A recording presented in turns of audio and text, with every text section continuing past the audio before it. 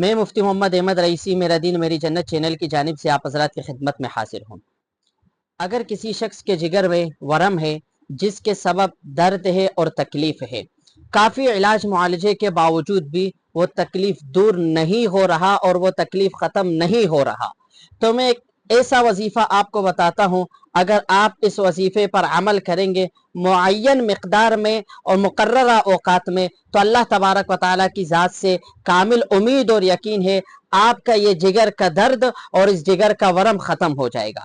اور وہ وظیفہ یہ ہے، در حقیقت وہ آیت مبارکہ ہے، ان ربکم اللہ الذی خلق السماوات والارض فی ستۃ ایام ثم استوى علی العرش۔ اس آیت مبارکہ کو اس جگہ باندھے جس جگہ میں درد ہے، درد کی جگہ پر اس آیت مبارکہ کو باندھے۔ پھر اس کے بعد آب زمزم اگر وہ نہیں ہے تو بارش کا پانی، اگر بارش کا بھی پانی نہیں ہے تو سادہ پانی لے کر اس میں اس آیت مبارکہ کو پڑھے۔